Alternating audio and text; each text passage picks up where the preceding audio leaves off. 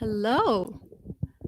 Hi, guys. I love it that people are already on. You guys are on time. Fantastic. Okay, so Andy, you're beating me to the punch. He's asking, should I pour the wine or are you going to instruct us on that too? No.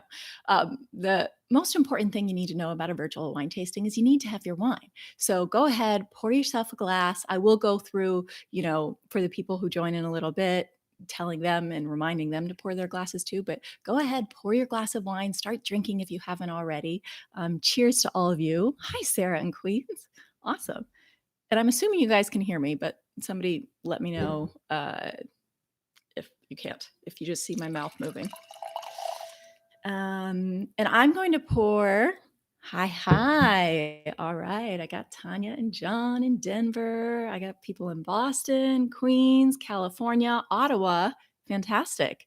All right. In Ohio, I've got all my Worcester folks in Boston. Okay. Thanks, Alyssa. Thanks for letting me know that you can, in fact, hear me.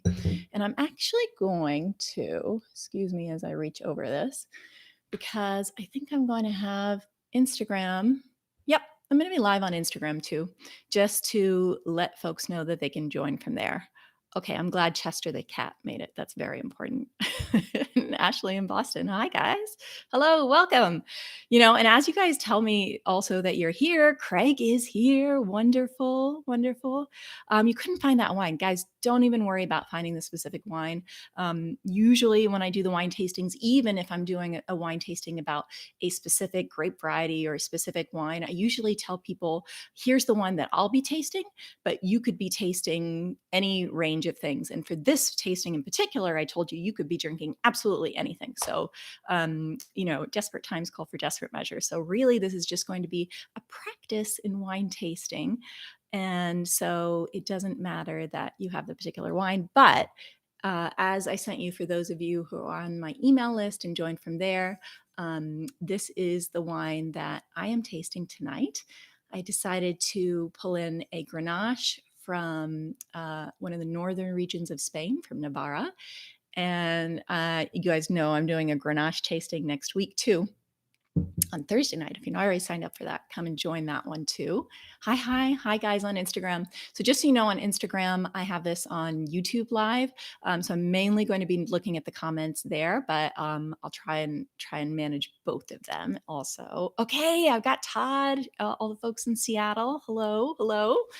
I hope your kids are not drinking wine. I'm not condoning anyone's kids drinking wine. But in case you guys haven't already, pour your wine. Go ahead and pour yourself a glass. You'll see that I'm pouring less than a full glass on here because I want to be able to swirl my wine. And we're going to get to all the steps in wine tasting in just a moment. But I wanted to pour, I usually pour like about a 2-ounce pour. So that way I've got plenty of room to let the wine move around. And once we start smelling it and doing all that, there's plenty. And you can always pour yourself more. I think sometimes we want to pour ourselves a big, huge glass of wine because we want to make sure we get enough, but you can keep pouring more in as you work your way through. So good. All right. So I've got about 35 people live on YouTube right now, and I've got a few people live on Instagram too. Hi, Alicia. Alicia's on Instagram. Alicia, just so you know, if you join on the YouTube channel, you're going to have a better opportunity to join the chat because we've got a lot more people on the YouTube channel. So, okay, Craig overdid it on his pour. No worries. It's all good in wine tasting. So I wanted to give you guys a little bit of background about why I chose to do this wine tasting as more of the fundamentals of how to taste wine and how to taste wine like a pro. And that's because in these times with all the madness going on, I've been doing a lot of yoga and I've been going back to a lot of the fundamentals of yoga and just doing some of the very basic things. And it's really enriched and deepened my practice of the more advanced things. And I'm enjoying the advanced things. I find myself stronger. And I thought, you know what? Wine tasting is exactly the same way. This is a really good chance, whether you're somebody who's a complete beginner to wine tastings, probably many of you are complete beginners to virtual wine tastings. So if you're new to these wine tastings, or also if you're somebody who's done a lot of wine tasting, but you want to go back and like remember why do I do these things and why is it important to do them? And also how can I just maybe slow myself down, since that's the goal of a lot of what we're doing. in life right now. We're slowing down, we're taking deeper breaths, and we're maybe getting into things a little bit more deeply than we would when we're so busy in life. So we'll do the same with wine tasting. For those of you guys who don't know me, I'm Dini Rao. I go by Dini Vino too, which is not an official name other than I like it. And hi, guys in San Francisco. Nice to see you. Hey, Asha. Asha is one of my biggest cheerleaders. So thank you, Asha, for joining. And we'll do the wine tasting. Oh, I was going to mention who I am. I'm Dini Rao, and I've been working in wine for over 20 years. I've been leading wine tastings for about 23 years. And a year ago, I launched this platform, Life in Vino, to be able to do virtual wine tastings and help everybody enjoy more wine, regardless of where you are, regardless of whether you feel bold enough to attend an in-person wine tasting. Everyone should be out there enjoying wine more. So I'm doing this. Hi, Winey Chili. And so, thank you, Asha. So, and we've even got neighbors here. I love this. Lynette and Andy, they're neighbors, and they're both on here online. It's a really good time to just be able to connect and have a glass of wine. So, pour your glass of wine. If you guys don't have a wine glass with a stem, if you're drinking out of, I said you could be drinking out of water glasses, jam jars, whatever it is, or some of you know these stemless wine glasses, then either way, do a little cheers. Make sure you get cheers and a little celebration into your day. And then I'm going to take you through each of the steps of wine tasting. And these are the steps of wine tasting to be able to enjoy your wine a lot and to be able to do a little bit of assessment and reflection on the wine. They're not the steps that I do when I take my wine exams and I sit and I kind of go into a very, very detailed way of trying to identify what the wines are blind. And they're also not the steps that you taste probably when you're casually drinking a wine. So it's maybe somewhere in between those. But before I take you through the wine taster's way, I'd love for you guys to all just take a sip of your wine the way you might normally when you're casually drinking wine. So however that is, take a sip, enjoy your wine. And just get a general impression of it. And I want you guys to kind of take stock and make a mental imprint of what that taste is like. Okay, because we're going to have a comparison of what that taste was like versus the wine taster's way. Okay, so now for the first step, I want you to raise your glass, grab your glass, and if you have a stemmed wine glass, you're going to grab it by the stem or the base. And if you have a stemless wine glass, you're going to grab it more towards the top. Some of these glasses, like these Govino glasses that I have, they actually have an indentation for where you can hold the glass. And that's because you don't want to change the temperature of the wine. Ideally, you're serving your wine at the correct temperature. And in the future, I'll make a note to recommend what temperature you drink the wine. But if you're drinking a red wine, you really want that somewhere around 65 to 68 degrees Fahrenheit. And if you're drinking a white wine, you want it more in the range of 49 to 55 degrees. Now, that may be the geekiest thing that I say in this whole wine tasting because it's very, very specific. But it really is important to have the wine at a temperature that is good for serving, because temperature actually affects the way we taste so much. It affects the way things land on our taste bud and the way we interact with things. And we're going to end up heating them up with our own body temperature too. So the example I give to people a lot is to think of ice cream. If you have a nice cold ice cream that's maybe come fresh out of the freezer or something like that, it really tastes so nice and refreshing and you can enjoy it. Now picture the ice cream melting goopy on a hot day. And you're trying to my daughter makes a soup out of her ice cream and then she drinks it. And I'm always like, oh, that just looks so gross because it becomes like really cloying and super, super sweet. You taste the sweetness of it much more. And I think that's a really good example of how temperature affects your enjoyment of the wine. So these recommendations are there just for you to be able to get kind of the maximum flavors out of the wine. So Andy asks, how many full glasses do you have there? Hey, I thought this was a legit question, but Andy just wants to know how much I'm drinking. I have a lot of a day to make up for, so we're tasting a lot. By the way, I have to tell you guys on Instagram, there's someone called Sasquatch Sightings that's following me. I don't know who that is, but I think that's just a fantastic name. So cheers to you, Sasquatch. So after you've raised your glass, and we talked about why we hold it by the stem, another reason you hold it by the stem is for step 2, which is that we are going to hold the wine by the stem or the base and swirl your glass. And if you're not sure how to swirl a glass, I remember when I first started tasting wine, a lot of times it would go flying everywhere. So you can practice by setting the glass down on the table and swirling it. Just pretend like you're drawing little circles on the table, and then you're going to get your swirling action going. And when you do that, it's really important. The whole purpose of swirling is that so you can volatilize or activate the aromas, because oxygen is coming in contact with your wine, which is going to take all those esters, if you remember esters from chemistry class, which are the smelling compounds, and it's going to activate them so that you can smell it much better. So, maybe take a smell of your wine before you do the swirling, just when it's still. I know, too late, Dini. I should have told you that before. And then go ahead and swirl, and now smell more. And I'll tell you, even though I was swirling it before, there is still such a big difference between smelling the wine when it's still and going in there when you've got some really good swirling action. It's night and day, really, for me. The wine comes alive in such a lovely way.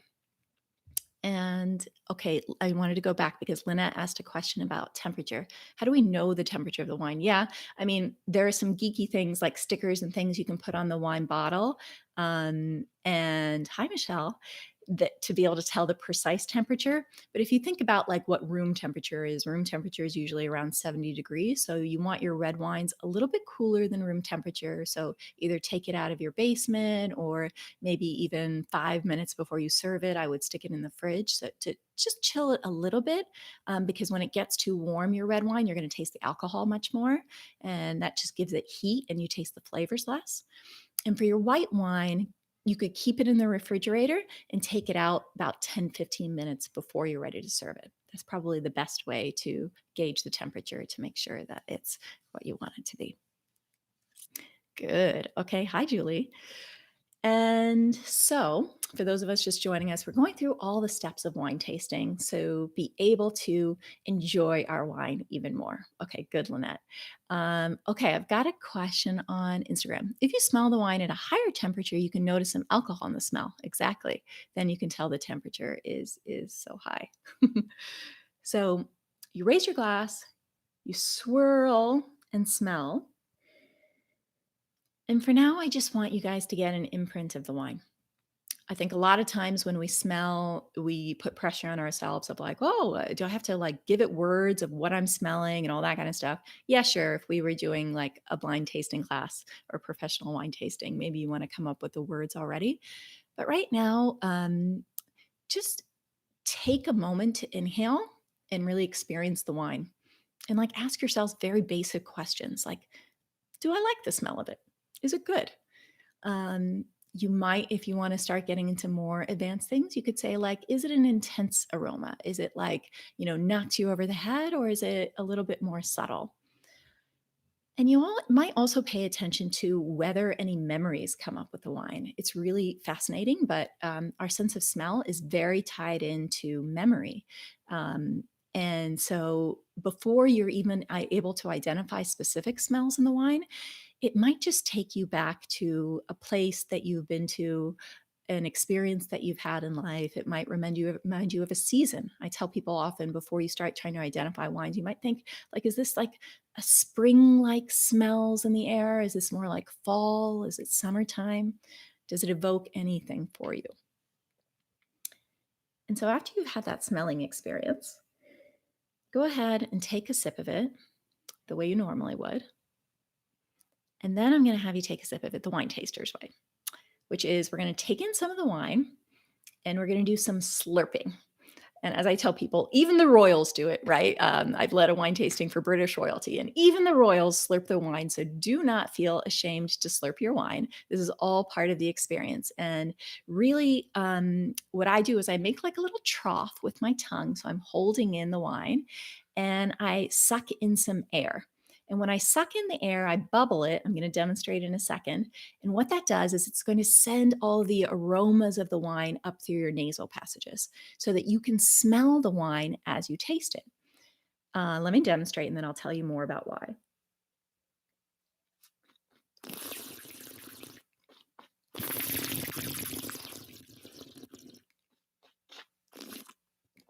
So let me know if you guys want any more information on that and you can just practice it.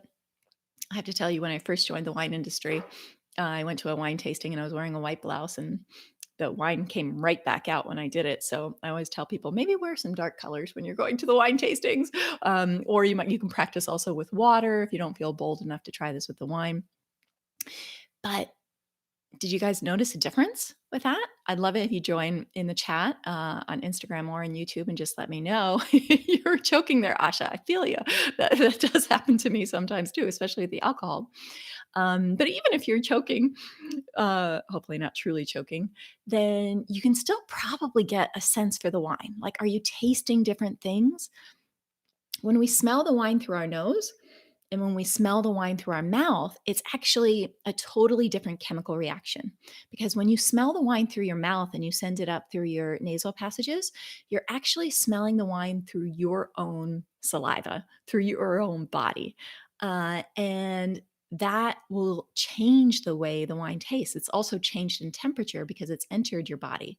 So you're going to get a whole different smelling experience than just when you smelled it like this. And we all know that there's only so many things you can taste on your taste buds, right? Just these five things. So it's really smell. I think we can smell like thousands and thousands of different um, components out there. So, okay, so you're getting the alcohol mostly, not much the aroma and the taste. The alcohol does, especially depending on what you're drinking, when you suck it in like that, it does kind of hit you over the head. And Alyssa, that might be a good example of where keeping your wine a little bit colder will help in the first place. But as you practice it, you'll get a little bit more. Okay, Terry's saying smells jammy. So we're getting some descriptions. And flavors are much more pronounced when you slurp. It wasn't pretty though. You need some more practice.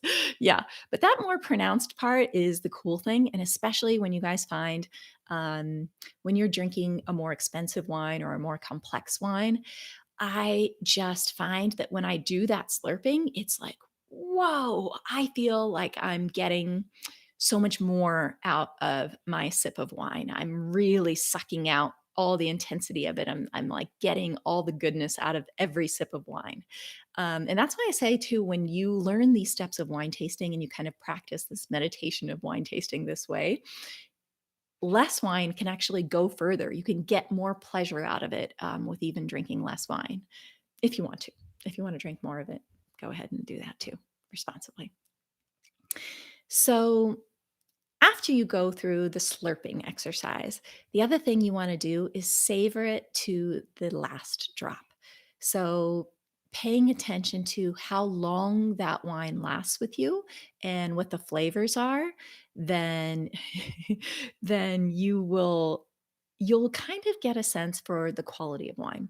I'm going to talk in a little bit about how I assess quality in wine, but the length of the wine, which you can just count in the number of seconds that flavor stays with you, like 1, 2, 3, 4. Like the wine I took a sip of, I'm still kind of getting it. It's got a really nice long finish.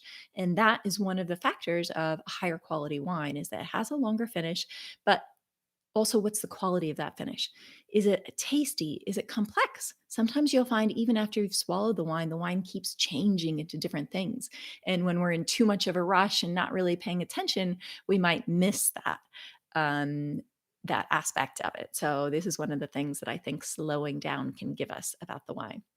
Okay, I know you guys. I knew people are going to make fun of me for suggesting less wine. Why would anybody drink less wine, especially in these times? Well, if you're up all night with your toddler, you need less wine. We'll put it that way.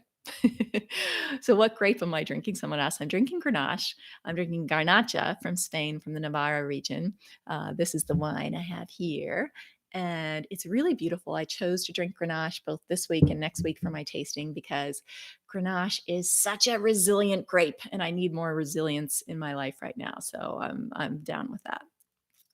And so I'm getting a lot of really nice, um, like strawberry tones. I've got some floral components to this, a little bit of spice. By the way, as I describe all these things, like I've had a lot of practice in describing the wines. And I'm going to take you through some steps that'll get you guys a little bit better at it too. But I was talking to a neuroscientist, and he explained to me actually why it's so difficult to come up with words to describe your wine, which is that we have this tasting center of our brain that is a more primitive side of our brain. And it's far away from the part of our brain that's more evolved and is responsible for language. So it's literally a matter of creating those neural pathways in your brain that connect language to tasting and experiencing. So the more you practice it, the more you try, even if you're saying gibberish, even if you're just saying, this smells and tastes like wine, fine, do it. But that practice in smelling and tasting and saying something and trying to give it language is going to forge those pathways so that you'll get better and better at it. That's the only way you get better. More and more practice. So, yeah, always wear dark colors at the tastings. I'm with you. I'm with you, Michelle. So, now that we've kind of taken through these steps, are you guys all getting? I saw some people said that the taste really blossoms from them when they do this. Is anybody noticing any particular flavors that they want to try and give words to? Go ahead and join in with that. Oh, and the other thing to pay attention to with the length and with the finish is, what are the flavors there, and do any food ideas come up to you? Right. So, like, as you've savored that, sometimes I get a sensation of like, oh, my mouth's really watering for like a piece of cheese or a piece of salmon or something like that. And people always wonder, like, how do you come up with these great uh, tasting wine and food pairings? Because that's one of my favorite things to do, is come up with wine and food pairings. And one of the ways that I'm able to do that is when I taste a wine, I really savor that finish, and I think like, with this taste in my mouth, like, what would I really like? It's kind of like for those of you who are cooks and you taste your food and you're like, what does my food need right now? And by the way, my mom's on this, and she's responsible for me entering the wine world, because she always used to have me taste her Indian curries and ask me like, what does it need, or does it need any adjustment? And that got me into this practice of doing that. So this is a skill you guys can all build. Okay, Sasquatch says, wow, this is crazy. I never thought about why I'm a horrible explainer of what I'm tasting, right? Yeah, it's just a matter of practice. I swear to you, I was not born with any special skill or talent for any of this, other than I've just been practicing for 23 years doing this. Good. Ooh, chocolate. Fig jam is awesome with my Shiraz. Good, good, good. I'm so glad. And does this pair well with duck? This wine, this Grenache, absolutely. The like juiciness, the berryness goes so well with duck. That's a great point. And harem, um, I have actually a chart that I created for one of my videos that I did about, it's called Choose Your Own Adventure Food and Wine Pairings. And the whole idea is to, like, when you think of a food and you think maybe of a condiment that would go on it, that can help lead you to your wine choices. And so when you think about duck, a lot of times we do duck with a berry sauce, and there's a lot of berry in this wine. So they kind of do make for perfect complements when you think of it that way. Wonderful. Okay, so having medium cheddar, and it does not wear pair well because it makes the cheddar taste like plastic. Oh no, the wine makes your cheddar taste like plastic. So good lesson learned. You might try and think about what aspect of the wine is making it taste like plastic. I don't really have any good theories for you on that, but I'll think about it. Maybe I'll come up with something. And speaking of Indian food and spice forward, oh, what wines do you recommend? So Kiku, I did a whole tasting about Cabernet Franc, because Cabernet Franc is absolutely one of my favorite wines to do with Indian food, because I think it has a really nice, interesting, earthy and spicy flavors on its own, as well as berry, and it doesn't have too much alcohol, and it doesn't have too much tannin usually. So that's one of my favorites, but you'll have to see. I have a whole video also on that. Most of these questions you guys ask, I'm going to tell you, I have a whole video talking about Indian food and wine pairing. So check that out. So your Cabernet is smooth and kind of fruity. Perfect. You guys are getting into it. That's what you're drinking. You're drinking some Cab Franc from Auburn James. So here's a good moment too, since we're all drinking different wines. I love to crowdsource people's favorite wine. So if you happen to be drinking a really delicious wine, don't hold back. Please share it with all of us so that we can all go and find that wine too. That would be great. Good. Okay, so let me think about whether I wanted to talk to you guys about some ways, some clues of leading you down the path of coming up with descriptors for your wines. And by the way, you don't have to describe a wine. I don't think it's a necessary thing.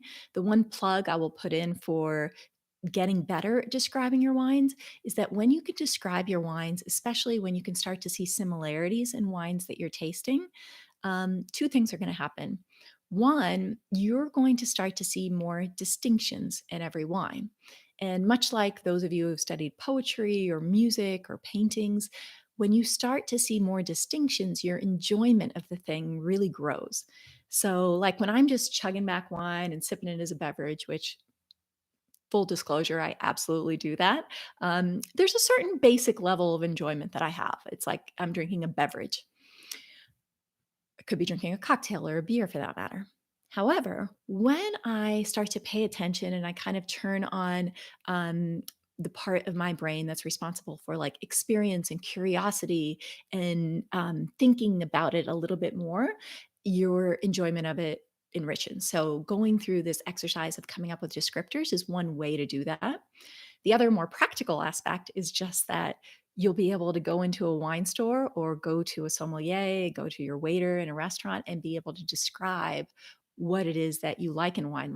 Like, oh, I had this wine and I really liked it because blah, blah, blah, blah, blah. And then they're going to be able to use that information to find more wine for you. So that's my plug to get better at wine tasting descriptions. And we'll do a whole separate tasting on how to describe wine. This is more focused on the tasting. Good. You discovered a Cabernet Sauvignon and Sanese. Sanese. I don't know what that is this weekend. And it was so amazing. It was a semi sweet wine. S- I don't know what that is, Leslie. All right. I got to come back to you and find out more.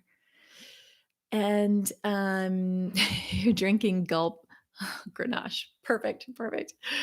So describing wine. I told you you can talk about the intensity. Another thing you can think about is kind of the structure of the wine. So when it's in your mouth, it's not just about coming up with flavors and saying, like, oh, this smells or tastes like fresh cut grass. You can pay attention to things like the body of the wine or how unlike water it feels. So, like that weight in your mouth, how heavy it is.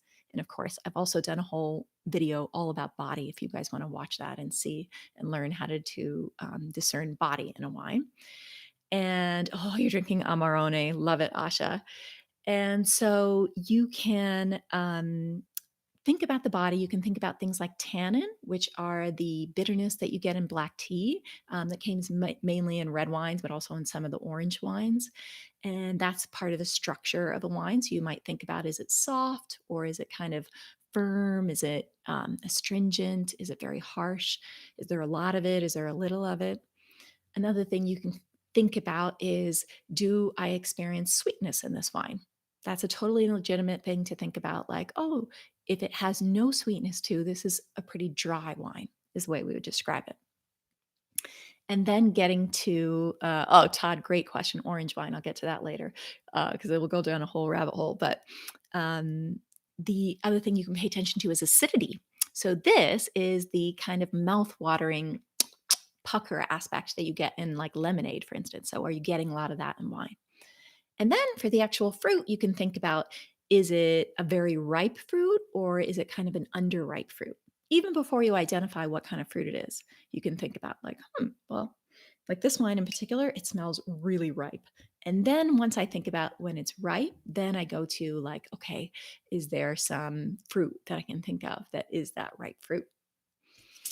Good. Okay, this is awesome, guys. We've got so many good comments here. So I apologize I'm not getting to all of them and that we're going to have to finish up soon.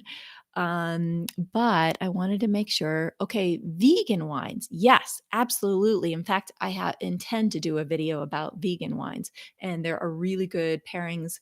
Like I love to do things like stuffing dates with nuts and have those with my wine. Um, I'll come up with more resources for you because I think it's a really good point that not enough people talk about. Oh, you're getting a glimpse of my cat there. Good. A Baco Noir. Okay. Sangiovese. What pairings do you like, Abby? Great. All right. You guys are getting your own little party going on. So, quickly, Todd, orange wine is when you take a wine that would normally be a white wine because it's a white wine grape, and you do give it some contact with the skins, which is technically the difference between a red wine and a white wine is the red wine steeps in its skins, and that's what gives it its color and a little bit more flavor and some of those tannins. So the orange wines, because they spend the time with the skin, they get a little bit of tannin. So that's kind of a brief introduction. Oh, Shavana, everybody's like, hi, Zulu. That's my cat that's back there. Awesome. Awesome. Okay. So there's so much more we can talk about. This is meant to be like a little mini wine tasting. Hi, guys. Hi on Instagram. So glad you guys joined us there too. We're mainly here on YouTube. Hope you can join us there next time. I have another tasting on Thursday, so make sure you RSVP, sign up for that so you'll know what wine we'll be drinking. I'll be drinking a different Grenache there.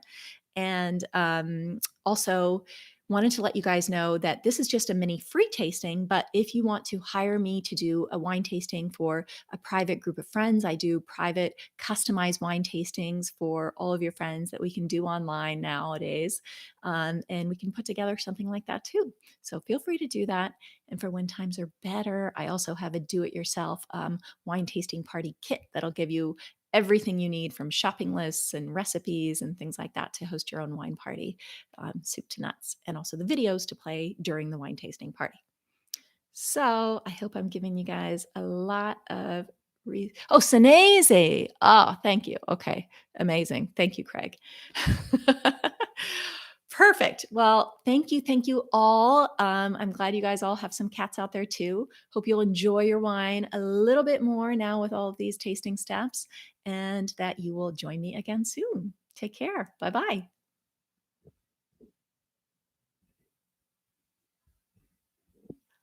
And bye bye.